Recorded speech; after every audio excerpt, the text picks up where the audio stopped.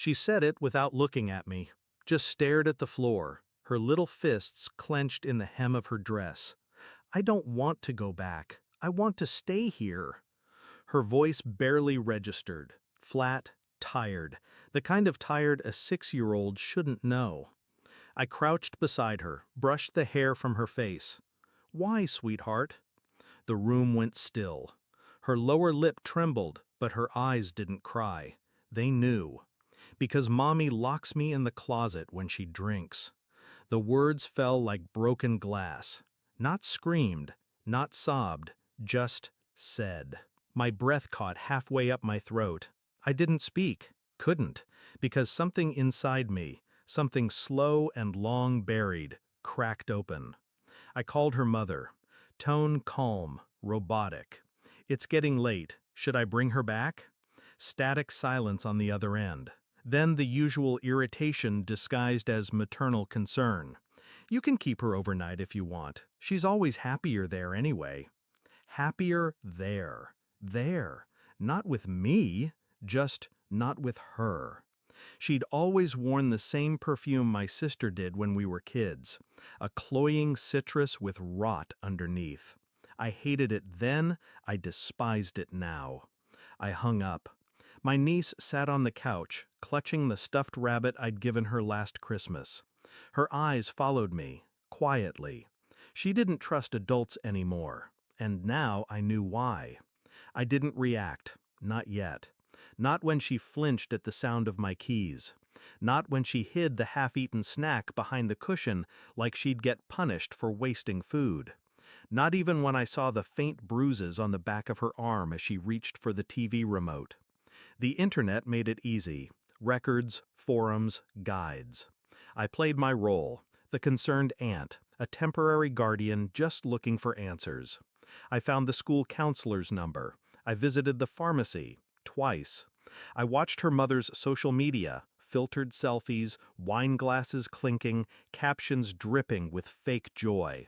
Hashtag mom life, hashtag healing journey, hashtag my world, with a picture of my niece smiling, the corner of her eye swollen just enough to blur the truth. I didn't confront. I studied. The way my sister slurred at 2 a.m. voicemails. The way she laughed too hard when I asked if everything was all right at home. The way she always shifted blame. I took pictures, screenshots. I logged timestamps, bruises, words. I asked my niece small things, soft things. She never gave much. But kids don't lie in the silences. They tell the truth when they stare out the window and don't speak. I waited. I documented. I let the noose tighten, thread by thread. The counselor called back. Her voice shook. Mine didn't. There were previous reports. Nothing confirmed. She pulled her out of school before follow-ups were complete. I already knew. Still, I thanked her. I printed everything.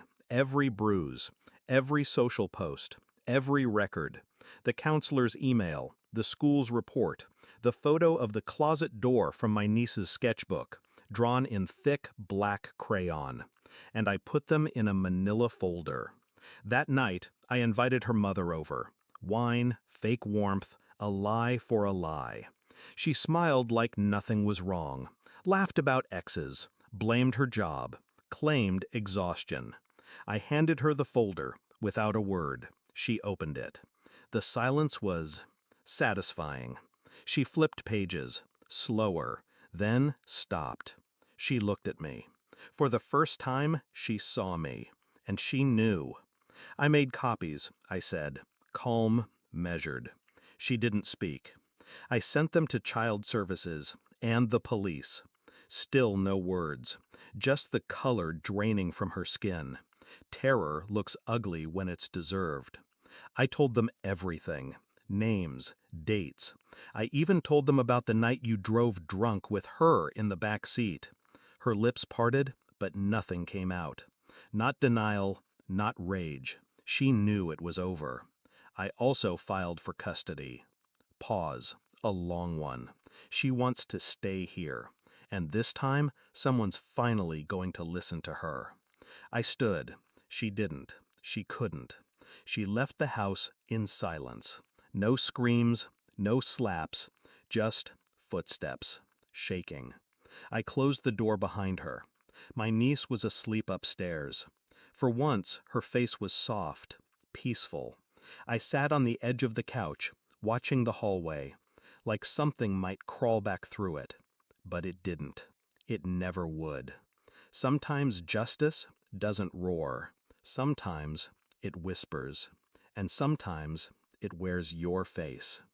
That night, I finally understood. Monsters don't live under beds. They raise children. But not this one. Not anymore.